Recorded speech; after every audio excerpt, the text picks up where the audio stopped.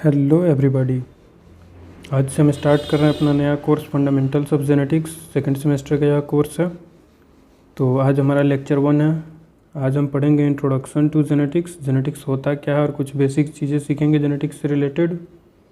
So let's begin our discussion. सबसे पहले हम जेनेटिक्स वर्ड से ही स्टार्ट करते हैं अपना डिस्कशन। क्या पढ़ने वाले हैं? जेनेटिक्स टर्म दिया किसने है? Genetics term was coined by Bateson. बिल्कुल आपको याद होना चाहिए जेनेटिक्स कौन से लैंग्वेज का लैंग्वेज से ओरिजिनेट हुआ है? ग्रीक वर्ड से। ग्रीक वर्ड से लिया गया है जेनेटिक्स। जेनेटिक्स का मीनिंग क्या होता है?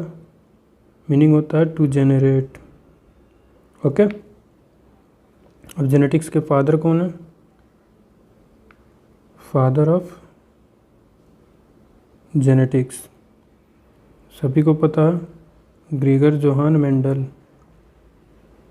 मेंडल का लाइफ स्पैन भी पता है आप लोगों को, 1822 टू 1884।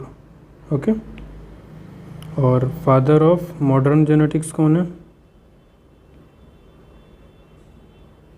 अभी अभी जिस साइंटिस्ट का नाम आप लोगों ने सुना, Bateson is considered as the father of modern genetics. So हम सबसे पहले जेनेटिक्स के डिफिनीशन से स्टार्ट करते हैं। जेनेटिक्स को एकदम सिंपल लैंग्वेज में देखिए है क्या? जेनेटिक्स है scientific study of heredity and variation. Scientific study of heredity and variation. Heredity क्या है? Heredity simply means transmission of character from parents to their progeny. मतलब एक जेनरेशन से दूसरे जेनरेशन में कैरेक्टर्स का ट्रांसमिट होना ही हेरिडिटी कहलाता है। और वेरिएशन क्या है? Differences with in the offspring of the same parents. Differences with in the offspring of the same parents. Okay. तो यहाँ से हम जेनेटिक्स को, अगर फिर से आप डिफिनीशन जो कि बुक्स में होता है वो सुनना चाहें तो genetics is a branch of biological science which is concerned with the study of genes, genetic variation and heredity in organisms. Okay. अब अपना नेक्स्ट टर्म हम लोग देखते हैं। कुछ टर्म्स हम लोग पहले बेसिक समझ लेते हैं। जैसे जेनेटिक्स के बाद अपना नेक्स्ट टर्म हम लोग देख लेते हैं जीन। ये टर्म बार बार रिपीट होगा अपने कोर्स में, तो पहले टर्म को ही समझ लेते हैं आज के लेक्चर में। जीन क्या होता है? Basic unit of heredity. Basic unit of heredity. मैं यहाँ लिख रहा हूँ आपके सामने, आप भी लिखेंगे। आपका इसी के साथ शॉर्ट नोट्स भी रेडी हो जाएगा, ताकि आपको दोबारा रिवाइज करने के लिए वीडियो ना देखना हो, आप उन नोट्स से रिवाइज कर सकते हैं। फिर एक मोस्ट फ्रीक्वेंटली यूज टर्म है जो कि आप लोगों ने सुना ही होगा, फिनोटाइप। कितनों को डिफिनीशन याद है इसका? फिनोटाइप क्या होता है? Physical appearance which is a result of genotype and environmental interaction. जो भी जीन का एक्सप्रेशन होता है उसमें इन्वायरमेंट का भी रोल होता है, ये तो जानते ही हैं। तो जीनोटाइप क्या है? सॉरी, फिनोटाइप क्या है? फिजिकल अपीयरेंस किसका रिजल्ट होता है? Gene interaction plus environmental effect. ठीक। फिनोटाइप के बाद नेक्स्ट टर्म उसी के साथ हमेशा यूज़ होने वाला है, जीनोटाइप। ये बार बार आएगा आपके कोर्स में। जीनोटाइप क्या है? An individual's collection of genes. An individual's collection of genes. Okay. किसी भी इंडिविजुअल के अंदर कितना जीन है उसके कलेक्शन को हम लोग क्या बोलते हैं? जीनोटाइप। नेक्स्ट टर्म है ट्रेट।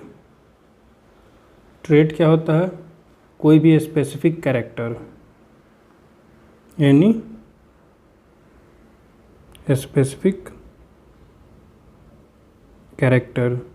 जैसे कि टॉलनेस को हम कंसीडर करते हैं तो उसके ट्रेट्स हो गए, एक टॉल हो जाएगा और एक ड्वार्फ हो जाएगा। हाइट को अगर हम कंसीडर करें तो दो ट्रेट्स हो जाएंगे उसके, टॉल और ड्वार्फ।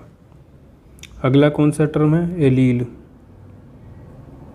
एलील का डेफिनेशन कोई बोल सकता है? एलील्स आर द डिफरेंट और the alternative form of A gene. Alternative form of A gene, ठीक। इसी के साथ हमेशा यूज होता है वर्ड डोमिनेंट एलील और रिसेसिव एलील। डोमिनेंट एलील क्या होता है? जो कि एक्सप्रेस करता है होमोजाइगस एंड हेट्रोजाइगस कंडीशन में, which expresses in both homo and heterozygous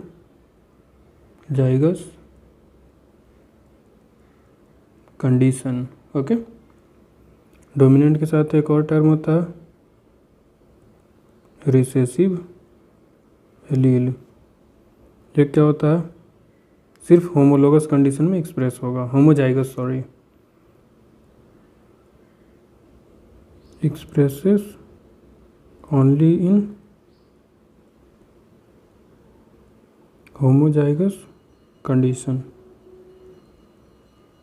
अब होमोजाइगस और हेट्रोजाइगस को समझ लेते हैं।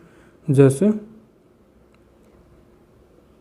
टॉलनेस के लिए दो एलील्स हैं, पहला है कैपिटल टी, दूसरा है स्मॉल टी।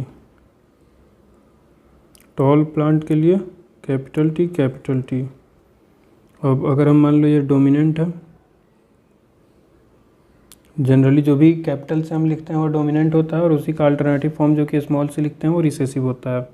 टॉल प्लांट में डोमिनेंट कैपिटल टी होगा, ड्वार्फ प्लांट में स्मॉल टी होगा। अब कैपिटल टी और स्मॉल टी अगर है साथ में, तो यहाँ जो भी एक्सप्रेस होगा वही कहलाएगा डोमिनेंट। और यहाँ एक्सप्रेस क्या होता है? ये प्लांट कैसा होगा? टॉल होगा। तो एक्सप्रेस कौन सा हो रहा है? Capital T. तो कैपिटल टी क्या हो गया?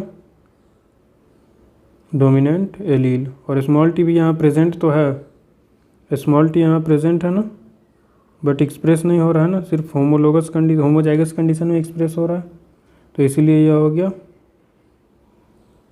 रिसेसिव। अगर नहीं समझ आया तो वीडियो रिवाइंड करके देख लीजिए, आपको समझ में आ जाएगा। नेक्स्ट टर्म की ओर चलते हैं। और डोमिनेंट और रिसेसिव तो मोस्टली सभी को पता ही होता है। एक टर्म हम लोग देखते हैं स्यूडो एलील। ये क्या होता है?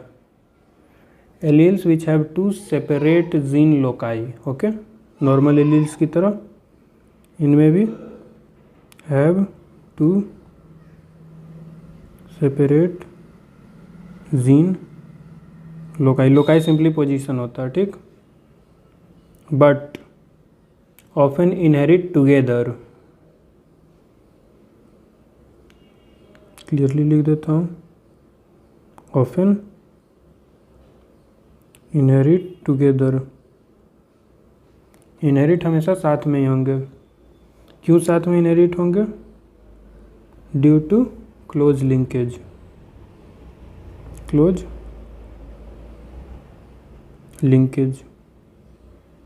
And have very rare chance of crossing over, क्योंकि लिंकेज ज़्यादा है।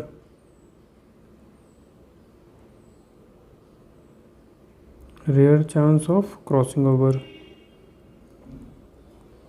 ओके, फिर से देखिए इसको। स्यूडो एलील क्या होता है? स्यूडो एलील में दो सेपरेट जीन लोकाई होता है, इसमें भी नॉर्मल एलील की तरह, लेकिन वो दोनों हमेशा इनहेरिट होगा साथ में ही, इनहेरिट टुगेदर। क्यों इनहेरिट होगा टुगेदर? क्योंकि उसमें लिंकेज होता है, और लिंकेज है तो क्रॉसिंग ओवर रेयर ही होगा। तो वह एलील जिसमें दो लोकाई तो है बट इनहेरिट हमेशा दोनों साथ में ही होगा, तो उसको स्यूडो एलील्स बोलते हैं, ठीक।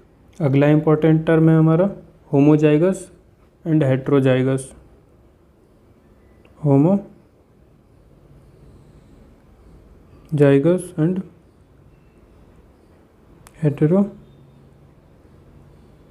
हेट्रोजाइगस। होमोजाइगस और हेट्रोजाइगस अभी ऊपर समझे हैं, यहाँ एक बार उसका डेफिनेशन देख लेते हैं। बोथ एलील्स जिसमें सेम हो, एलील्स सेम होता है जिसमें, वो होमोजाइगस हो गया। और उसी का opposite both alleles are different. जैसे इसका एग्जांपल हो गया कैपिटल टी स्मॉल टी या कैपिटल टी है तो ये होमोजाइगस हो गया, और कैपिटल टी स्मॉल टी है तो ये हेट्रोजाइगस हो गया। ठीक, नेक्स्ट अपना टर्म इम्पोर्टेंट आता है न्यूक्लियोटाइड। न्यूक्लियोटाइड क्या होता है? बिल्डिंग ब्लॉक ऑफ डीएनए और RNA. Building block of DNA या फिर आरएनए। न्यूक्लियोटाइड मेनली दो तरह के होते हैं, purines and pyrimidines.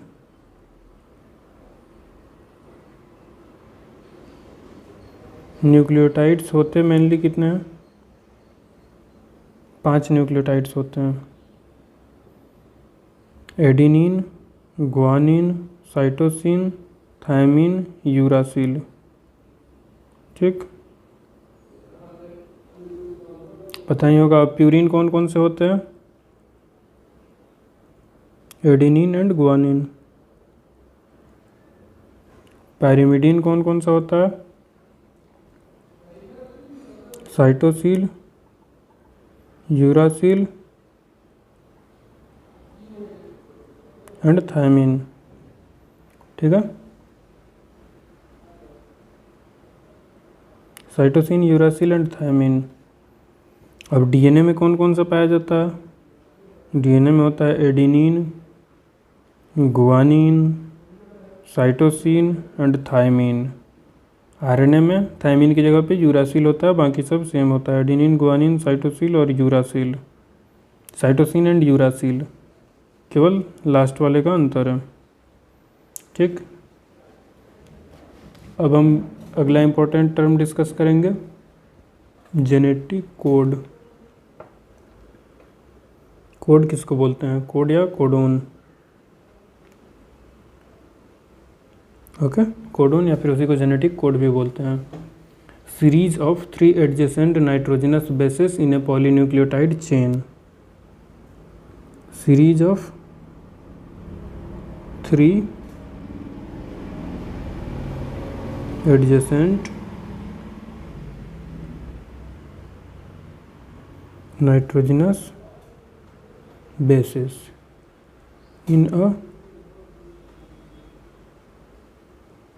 polynucleotide chain। ठीक, जैसे AATCUT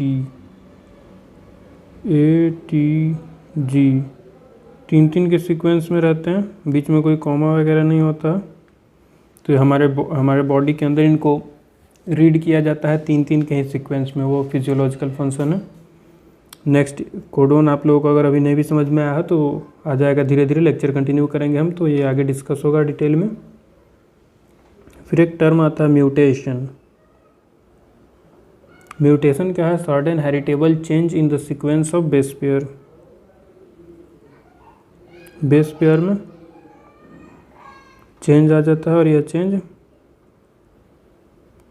हेरिटेबल होता है। और यह चेंज आता कब है?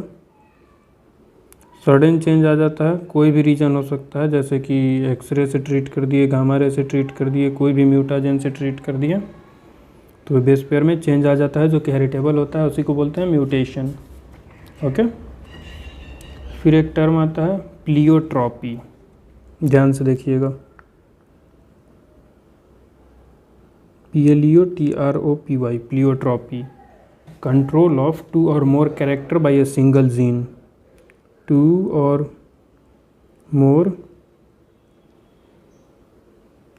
character controlled by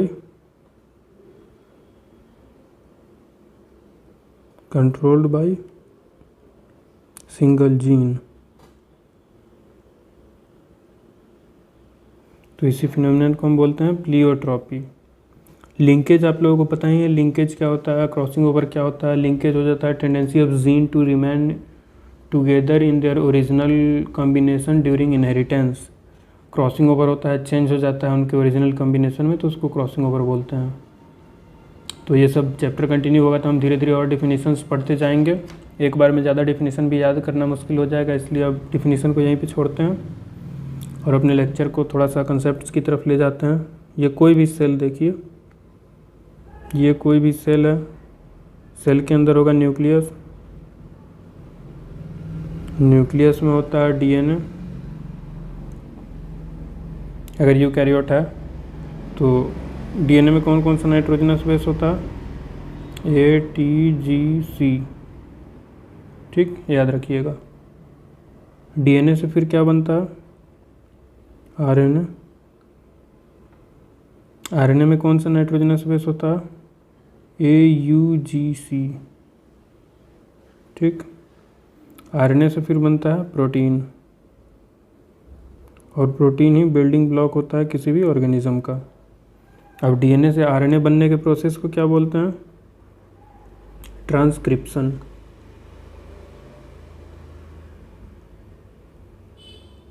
transcription. RNA से प्रोटीन बनने के प्रोसेस को क्या बोलते हैं? ट्रांसलेशन। जनरली इसको बच्चे भूल जाते हैं, तो इन दोनों वर्ड्स में कन्फ्यूज़न होता है। ध्यान से देखिए, ट्रांस दोनों में सेम है, उसके बाद सी है। पहले सी आता है कि पहले एल आता है? पहले सी आता है, सभी को पता है। तो इसीलिए डीएनए से आरएनए बनना ट्रांसक्रिप्शन, आरएनए से प्रोटीन बनना ट्रांसलेशन। ये बस याद करने के लिए था, ये कुछ कॉन्सेप्चुअल चीज़ नहीं है। बस आप ये याद रखें, डीएनए से आरएनए, आरएनए से प्रोटीन बनता है, डीएनए से आरएनए बनने के प्रोसेस को ट्रांसक्रिप्शन बोलते हैं और आरएनए से प्रोटीन बनने के प्रोसेस को ट्रांसलेशन बोलते हैं। इसी में एक टर्म आता है रिवर्स ट्रांसक्रिप्शन।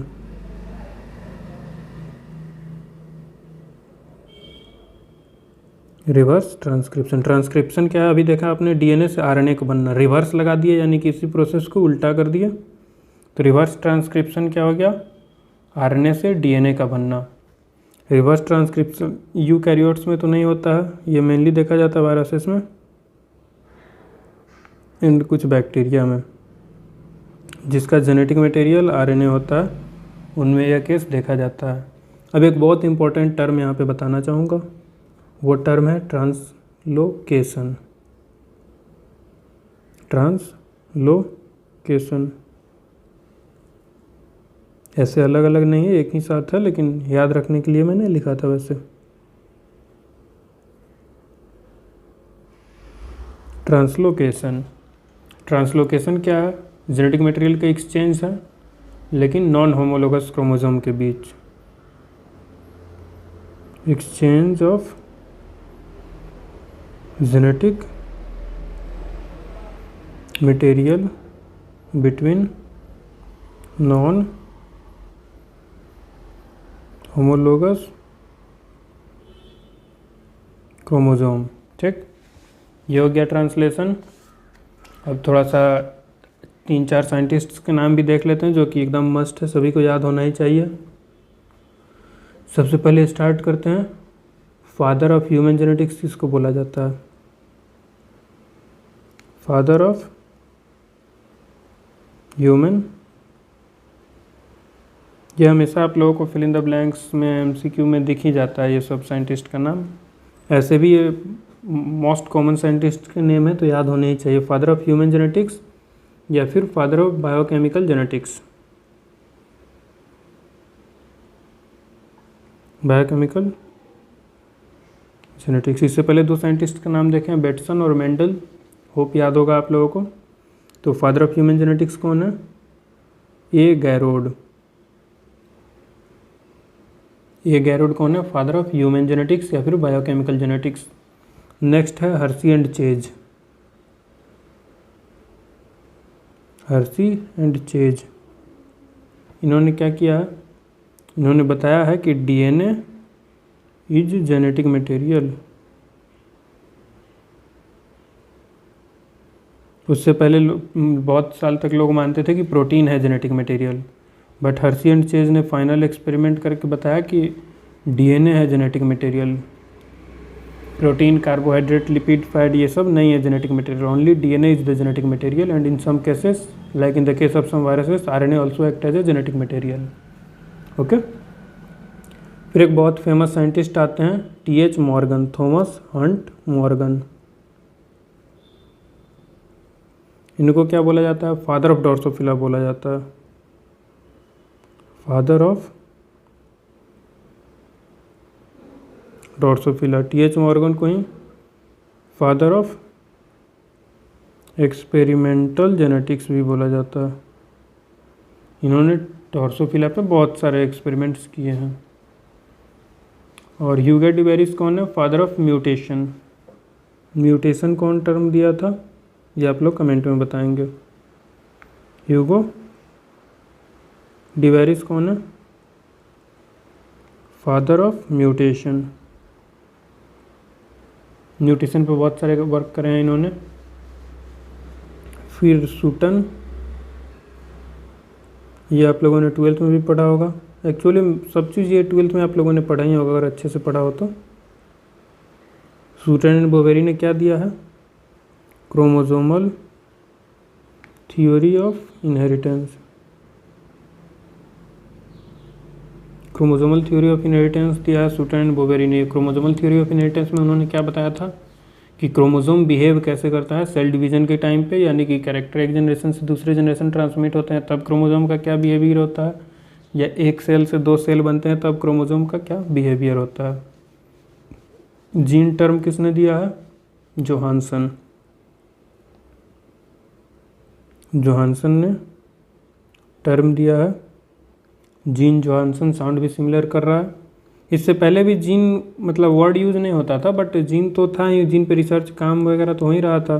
जैसे मेंडल भी तो जीन पे काम किया था, लेकिन वो जीन को बोलता था spots. Mendel used the term spots for jeans.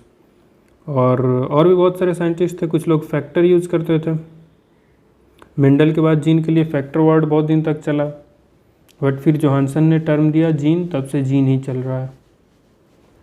Watson and Crick most famous double helical structure of DNA को दिया था.